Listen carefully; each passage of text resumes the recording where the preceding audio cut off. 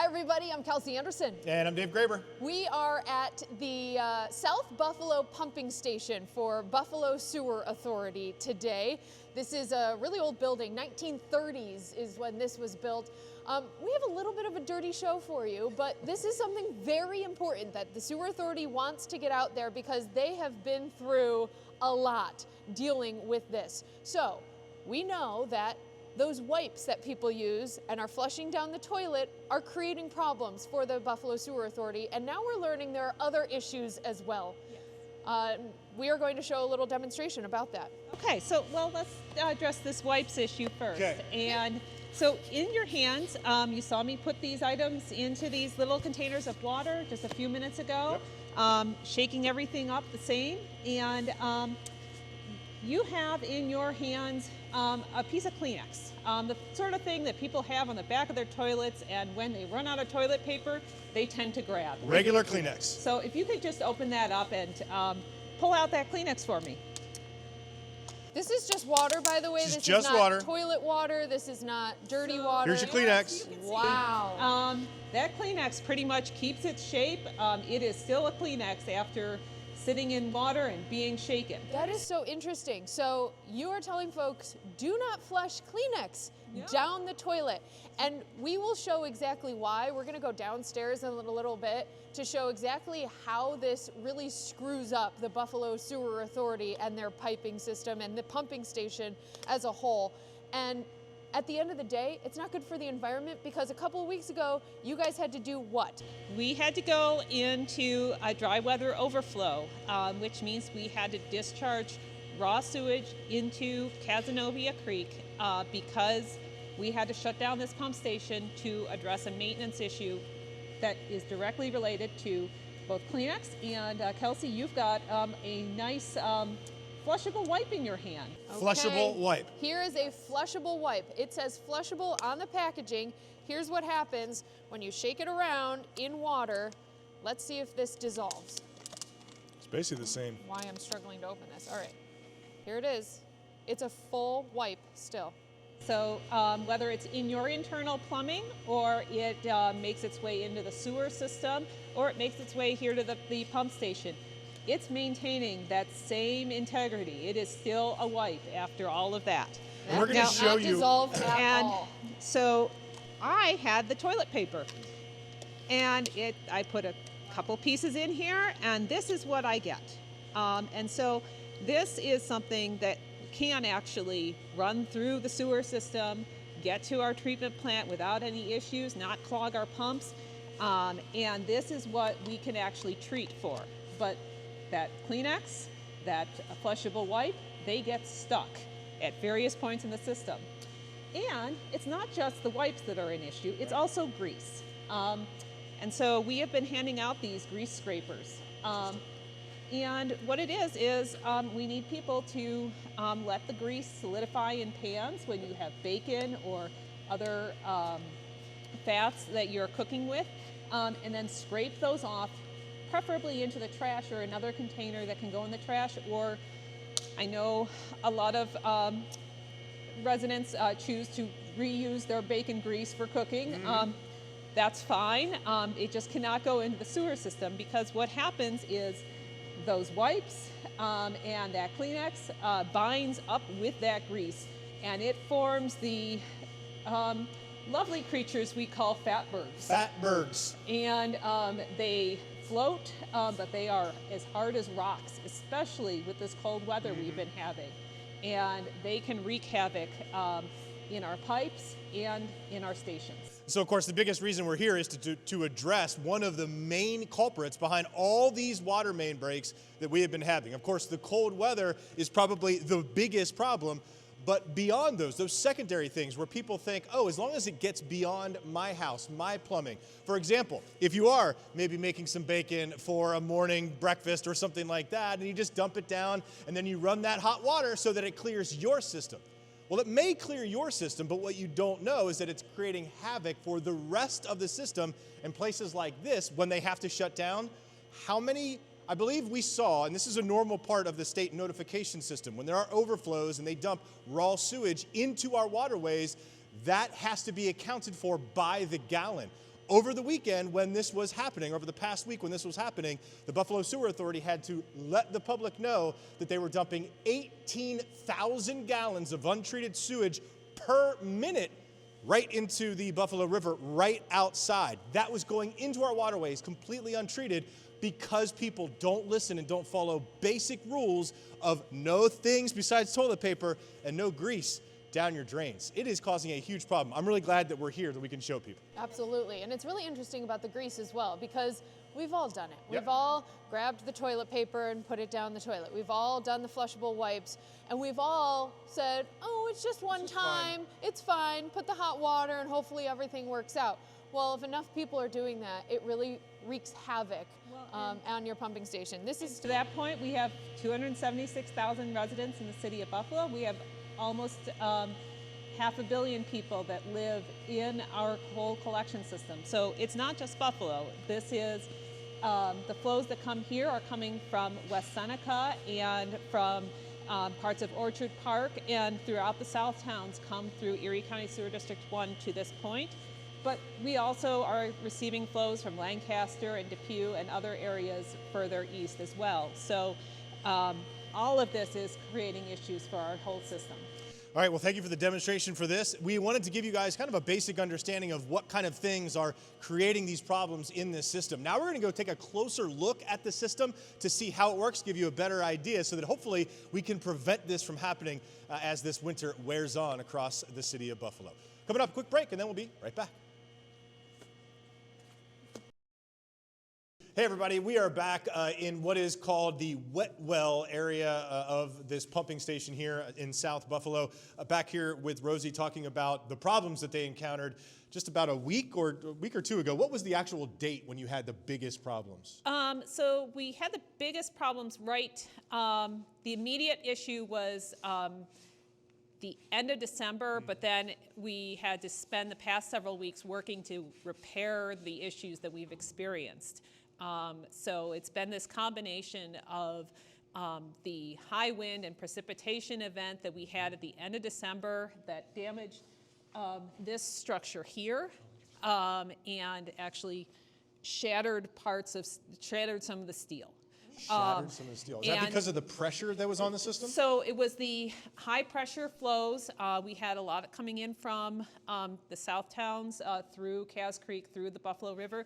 It was also the Seiche event out on the lake was pushing the lake up this way. And so the combination of those two meant that the pressure on the system went up, and we had a lot more debris coming into the system as logs and other things that were already in the river.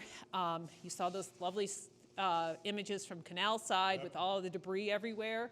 That came into the station here. And then on top of that, there was a clog up of the system over the many, many months or potentially years of people flushing things they should not be flushing.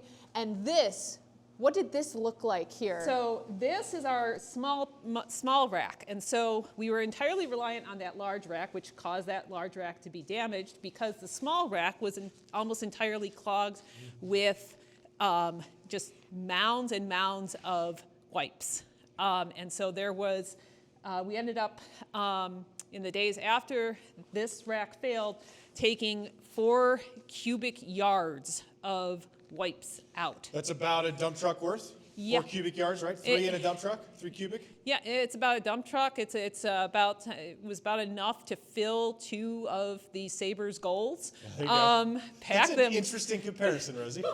2 goals, 2 NHL goals. Okay, I love it. You probably notice my face is like a little frowny. Kinda It is stinky in really here. smelly in here. Yeah, and so this area is what these basically dip down into because underneath us is the sewage, and it pulls out those extra solids, right? Right, so it's trying to pull anything that could harm the pumps that are in the other room out before things hit the pumps, because if these wipes get into those pumps, or if those fatbergs get into the pumps, it can destroy the pump, and instead of being down for a day or two to do repairs, we are down for months. And so we very carefully made the decision that as you can see, we are below grade here. We are 20 feet down already, and then this goes down another 13 feet into the well.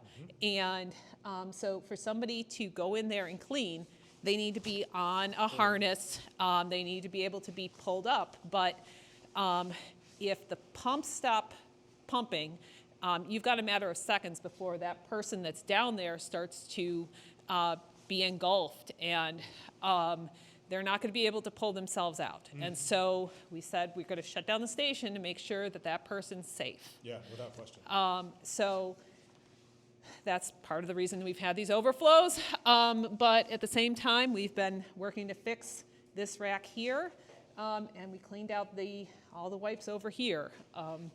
Now, people will say, because I think the often reaction is, hey, the Buffalo Sewer Authority has been around for decades, and here we are. We've always been at this point of Buffalo, at this point of Lake Erie. We've always dealt with seiches. We've always dealt with that cold, extreme weather.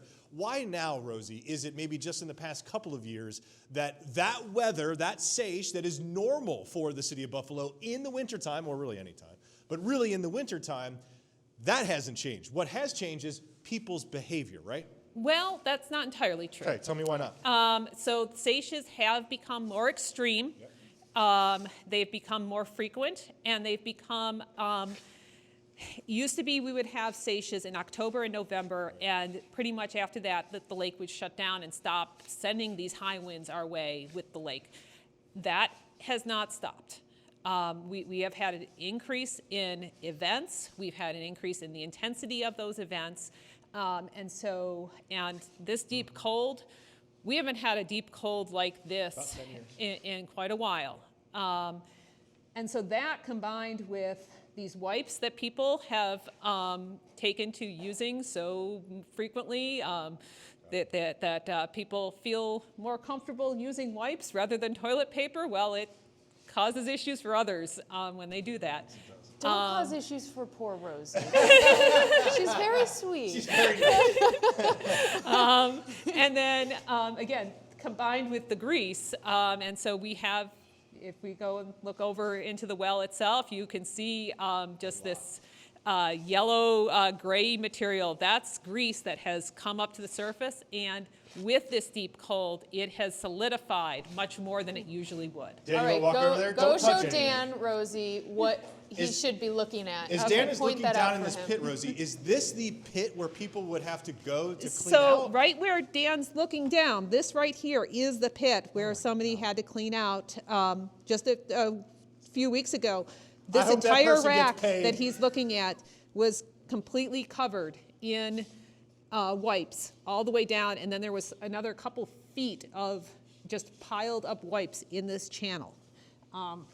On the other side, you can see that we're already starting to collect more grease again, but we took several truckloads of grease out of here just a few days ago in order to replace this rack. So this is a new rack that we are in the process of installing, but upstream from here we had all of this grease that had solidified in the channel. And Dan's making all kinds of lovely faces because it does so not gross. smell good. Dan told me earlier he really doesn't like the smell, and it's a little bit hard on his stomach. I'm really sorry, Dan. You're doing a great job. Yeah, you are. You remember that show, Dirty Jobs? Yes, this is very much This it. is the dirtiest job. Who is cleaning that, and how often does that happen? So on a routine basis, we do have internal maintenance crews who are out here about once a week emptying this bin, which fills up every week, mostly, again, with these wipes. But we also hired an outside contractor to go down who had the proper safety equipment and the proper extraction devices. And we also had several people here observing them. So it was a combination of outside and inside resources. And we're here at this South Buffalo station. How many stations like this are across the system, Rosie? And is the problem the same at all of them, or is it different? So Buffalo has fairly few pumping stations. We have this station, Hamburg, and Amherst Quarry Station are major pumping stations. We have about 6 other smaller stations that might serve a single neighborhood, like 2 or 3 blocks. This station, again, serves all of South Buffalo, all of West Seneca, and parts of Orchard Park. So it is taking in a huge population here. I'm disappointed in you, Orchard Park. And Where I'm from, and this is gross. But, so that's the Buffalo system. But if you go out to Erie County and their sewer districts, they have over 100 pumping stations. And Is the problem similar? they have similar problems at each and every one of those pumping stations. And they've got different technologies that they use, in some of the smaller ones especially, to grind up material. But again, those grinders aren't really built for the problem that we're facing today. And then Tonawanda similarly has had issues, and they've had overflows because of this same problem. Is there any wipe on the market that you know of, and I don't know if you're a total expert in the wipes that are out there, Although but if anybody is. have you seen or heard of any wipe on the market that truly dissolves and is okay for your systems? No. No. No. There are some that are more likely to break down in a shorter period, but that shorter period is still 2 or 3 days. And 2 or 3 days means that it's already had to come from your home to this station and to the Bird Island treatment facility. You need 2 to 3 minutes, not 2 to 3 days Yes. to break something down. There you go. There you have it. Do not flush those wipes, folks. There's not one out there, allegedly, according to Rosie, that really does actually flush. Okay, we are going to go from this area to maybe a less smelly area. If you want to stick around to see the other areas of this pumping station, stay with us. We'll show you a little tour of that. All right, everybody, we are back. We are now at our final stop on the tour of this wonderful plant in South Buffalo. Again, we're at a pumping station talking about sort of what is behind all of these water main breaks. And we've come to the point in the tour now where this is sort of, this is the dry well area, you said? This is a dry well area. So in this section, all the sewage is enclosed. So the area we were at before is the wet well, and that's where we have open sewage flowing. Much better smell in here. Much better smells in here. So this pump station, again, goes back to the 1930s. We actually already had in our capital plan that we are going to be undertaking major upgrades of the station over the next year or two already. But you have one large pump running right now because it's relatively dry outside. And so you have these 42-inch lines coming over here, and you've got these 30-inch lines coming here. They're coming in. These ones are primarily coming through that small rack on the other side, and that's coming from that large rack on the other side. And we are well below the grade of the surface here. We are below the pipe downstream on Elk Street that we need to get flow to. And so what these pumps do is they pump up from this level up to the level that is needed so that we can get it to our Bird Island treatment facility. And so these pumps they've gotten some upgrades over the years, but they're substantially the same pumps that were put in the 1930s. Wow. Incredible engineering. And so we have these valves that you can see there that allow us to isolate the pumps and change them out and do work on them over time. But again, they built things really well back in the 1930s. They built them very robust. And so we're actually really proud of our pumps and the fact that they were built so well back then. And the maintenance folks who took care of them. Yep, and the maintenance folks who took care of them then and continue to take care of them now. Whenever we've looked at replacing our older pumps, they don't make them like they used to. Sure. And they're probably more expensive. They're more expensive, and they just don't do what the old ones do. So we are continuing to rehab them. So this is our dry well area. And you see that little spiral area there? That's where the actual pumping happens. So it kind of whizzes the water up right there? Yeah, so you've got a propeller in there. And so that's where, if you have grease or you have those fat bergs or you have those wipes, if it gets in there, it can cause that to pit and ultimately to fail. I mean, when you were having those blockages, were you doing, I'm assuming because you all are the experts, and so you were preventing that from happening. Correct. Have you ever witnessed that? Because I could imagine a gigantic propeller filled with fat and wipes getting blocked and stopping. That would be a catastrophe here. Correct. We have been lucky. This station has not had that issue. There's been pumps around that have had grease and wipes get into them, and again, you can see how big these things are. It takes years for us to get them rebuilt. Wow.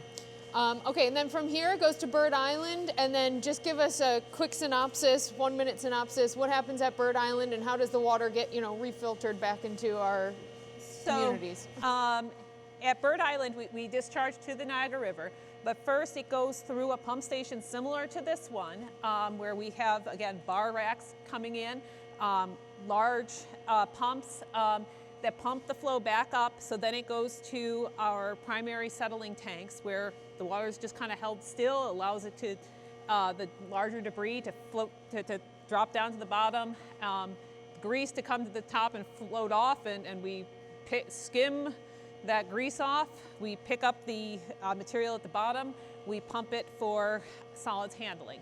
The water then goes into a channel where it goes to another pump station where it's pumped up again, and then it goes through biological treatment. So we have bugs being put into the water and air being put in there, so the bugs can get nice and happy and healthy and fat, and then they sink to the bottom in our final settling tanks. And so in there you've got the bugs and any other remaining solids settling to the bottom, and water is again able to overflow out to where we add chlorine. Really it's bleach that we're adding. And then that treated water is what goes out to the Niagara River. And that's really the intake water that's added to the existing Niagara River that Tonawanda and Niagara Falls and all the downstream communities receive. What's interesting too to think about is the size of these things. I mean, Dan, I don't know if it's translating as well, but that's a 42-inch pipe. This is a 30-inch pipe.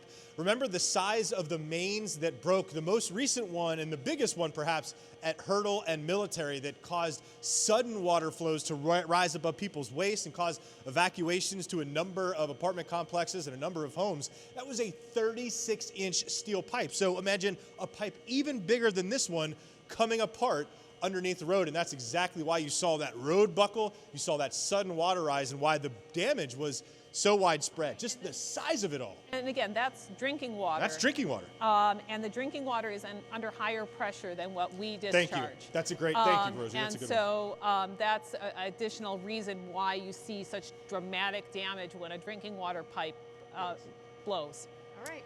Thank you so much, Rosie, for this whole tour. The main message we wanted to get out today, though, is don't flush anything you're not supposed to flush. And what is the only thing you're supposed to flush? So we talk about the 4 Ps. We have poop, we have pee, we have toilet paper, pee is in paper, and finally puke, especially for small children and college students. There it is. Only flush the 4 Ps. Thanks, guys. We'll see you again tomorrow for another edition of Buffalo Brief.